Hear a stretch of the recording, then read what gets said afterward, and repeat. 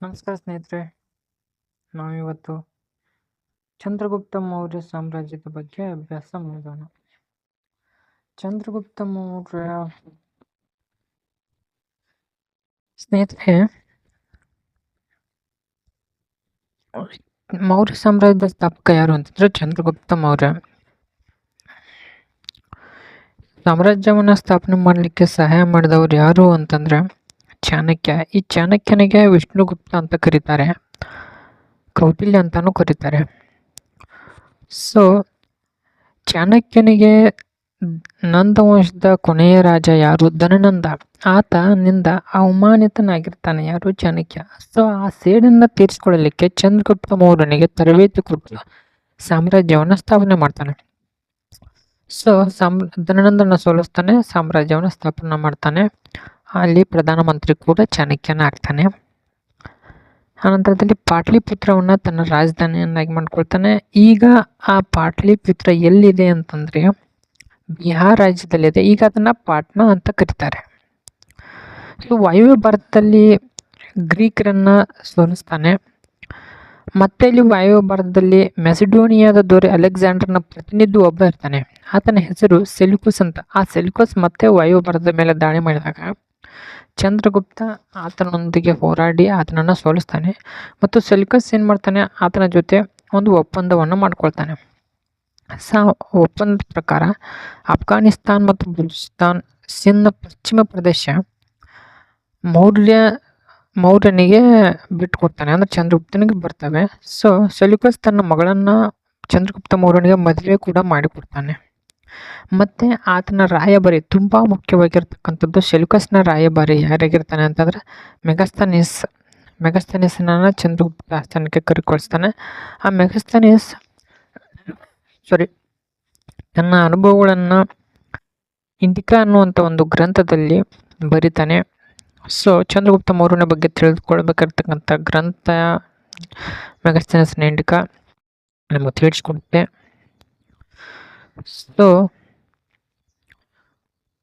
ಚಂದ್ರಗುಪ್ತ ಮೌರ್ಯ ಇದರ ಸವಿನೆನಪಿಗೋಸ್ಕರ 500 ತರಬೇತಿ ಪಡೆದ ಆನೆಗಳನ್ನ ಗ್ರೀಕ್ ಕಳಿಸ್ಬಿಡ್ತಾನೆ.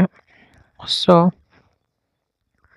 ಕೌಟಿಲ್ಯ ಒಂದು ಪುಸ್ತಕನ ಬರೀತಾನೆ, ಅದರ ಹೆಸರು ಅರ್ಥಶಾಸ್ತ್ರ. ಇದು ರಾಜತಂತ್ರಕ್ಕೆ ಸಂಬಂಧಪಟ್ಟಿರುವಂಥದ್ದು. ಇದನ್ನ ಆರ್ ರಾಮಶಾಸ್ತ್ರಿ ಅನ್ನೋರು ಶೋಧನೆ ಮಾಡ್ತಾರೆ, ಪತ್ತೆ ಹಚ್ತಾರೆ ಅನ್ನುವಂಥದ್ದು ನಮಗೆ ಗೊತ್ತಿರಬೇಕಾಗಿರುವಂಥದ್ದು. ಚಂದ್ರಗುಪ್ತ ಮೌರ್ಯ ಮತ್ತೆ ಜೈನ ಧರ್ಮವನ್ನು ಸ್ವೀಕಾರ ಮಾಡಿ ಶ್ರವಣ ಬೆಳಗೊಳಕ್ಕೆ ಹೋಗಿ ಅಲ್ಲಿ ಸಲ್ಲೇಖನ ವ್ರತವನ್ನು ಮಾಡಿ ದೇಹ ತ್ಯಾಗವನ್ನು ಮಾಡ್ತಾನೆ. ಸೊ ನೆಕ್ಸ್ಟ್ ಆಸ್ಥಾನಕ್ಕೆ ಚಂದ್ರಗುಪ್ತ ಮೌರ್ಯನ ಸಾಮ್ರಾಜ್ಯಕ್ಕೆ ನೆಕ್ಸ್ಟ್ ಚಂದ್ರಗುಪ್ತ ಮೌರ್ಯನ ಮಗ ಬರ್ತಾನೆ. ಆತನ ಹೆಸರು ಬಿಂದುಸಾರ ಅಂತ. ಈತವು ಸುಮಾರು 25 ವರ್ಷಗಳವರೆಗೆ ಆಳ್ವಿಕೆಯನ್ನು ಮಾಡ್ತಾನೆ. ಬಿಂದುಸಾರನ ನಂತರದಲ್ಲಿ ಮುಖ್ಯವಾಗಿ ಅಶೋಕ ಬರ್ತಾನೆ. ಸೊ ಅಶೋಕ ಬರ್ತಾನೆ, ಪ್ರಜೆಗಳಿಗೂ ನನ್ನ ಮಕ್ಕಳಿದ್ದಂತೆ ಅಂತ ಹೇಳ್ತಾನೆ. ಮುಖ್ಯವಾಗಿ ಆತನ ಶಾಸನಗಳು ತುಂಬ ಮುಖ್ಯವಾಗಿರುವಂಥದ್ದು. ಆತನ ಶಾಸನಗಳು ಯಾವ ಭಾಷೆಯಲ್ಲಿದ್ದಾವೆ? ಬ್ರಾಹ್ಮಿ ಲಿಪಿ ಮತ್ತು ಪ್ರಾಕೃತ ಭಾಷೆಯಲ್ಲಿರುವಂಥದ್ದು. ಕರ್ನಾಟಕದಲ್ಲಿ ಆತನ ಶಾಸನಗಳು 9 ಸ್ಥಳಗಳಲ್ಲಿ ಸಿಕ್ಕಿದ್ದಾವೆ. ಅದರಲ್ಲಿ 17 ಶಾಸನಗಳು ಇದ್ದಾವೆ.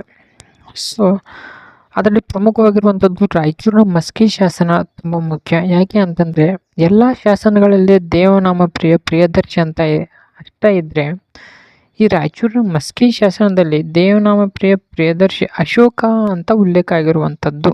ಸೊ ಅದಕ್ಕೋಸ್ಕರ ಅದು ಮುಖ್ಯ. ಅಶೋಕನ ಶಾಸನವನ್ನು ಮೊಟ್ಟ ಮೊದಲ ಬಾರಿಗೆ ಅಶೋಕನ ಶಾಸನವನ್ನು ಓದಿದವರು ಯಾರು ಅಂತಂದರೆ ಜೇಮ್ಸ್ ಪ್ರಿನ್ಸೆಪ್. ಅನಂತರದ ಕೊನೆಯದಾಗಿ ಕಳಿಂಗ ಯುದ್ಧ ಮಾಡ್ತಾನೆ. ಅಲ್ಲಿ ಒಂದು ಮನ ಪರಿವರ್ತನೆ ಆಗುತ್ತೆ. ಅಧಿಕಾರಕ್ಕೆ ಬಂದು 8ನೇ ವರ್ಷದಲ್ಲಿ ದಾಳಿ ಮಾಡ್ತಾನೆ. 2 ಲಕ್ಷ ಜನ ಸಾಯ್ತಾರೆ, 1 ಲಕ್ಷ ಜನ ಬಂಧಿತರಾಗ್ತಾರೆ.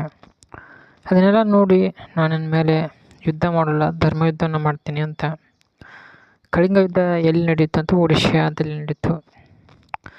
ಅನಂತರದಲ್ಲಿ ಇಲ್ಲಿ ಬೌದ್ಧ ಧರ್ಮವನ್ನು ಸ್ವೀಕಾರ ಮಾಡ್ತಾನೆ, ಅದರ ಪ್ರಸಾರವನ್ನು ಕೂಡ ಮಾಡ್ತಾನೆ. ಪಾಟ್ಲಿಪುತ್ರದಲ್ಲಿ 3ನೇ ಬೌದ್ಧ ಸಮ್ಮೇಳನ ಕೂಡ ನಡೆಸ್ತಾನೆ ಯಾರು? ಅಶೋಕ. ಹಾಗಾದರೆ ಅದನ್ನ ಆಡಳಿತ ಪದ್ಧತಿ ಯಾವ ರೀತಿ ಇತ್ತು ಅನ್ನೋದನ್ನು ನೋಡಿದರೆ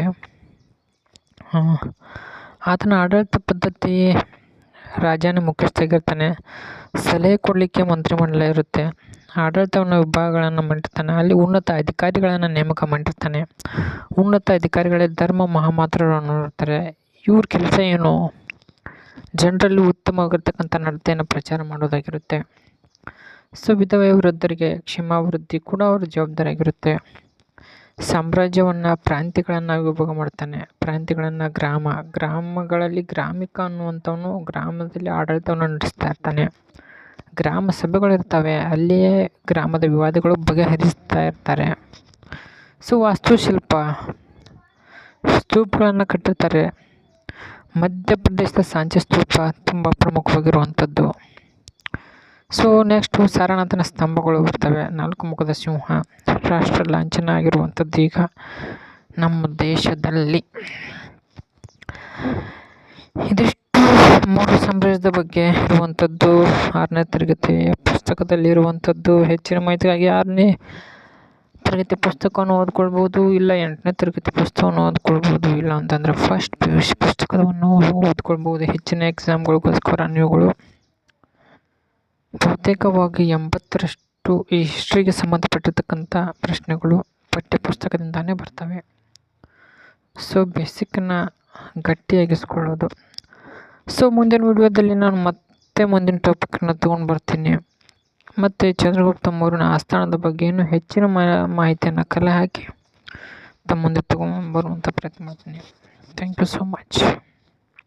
ಚಾನಲನ್ನು ನೋಡ್ತಾ ಇರಿ, ಸಬ್ಸ್ಕ್ರೈಬ್ ಮಾಡಿ, ಲೈಕ್ ಮಾಡಿ, ಕಮೆಂಟ್ ಮಾಡಿ. ಇನ್ನು ಯಾವ ರೀತಿ ವಿಡಿಯೋ ಸ್ವಲ್ಪ ಇಂಪ್ರೂವ್ಮೆಂಟ್ ಬೇಕಾದಲ್ಲಿ ಶೇರ್ ಮಾಡ್ಕೊಳ್ಳಿ ತಮ್ಮ ಅಭಿಪ್ರಾಯಗಳನ್ನು. Thank you.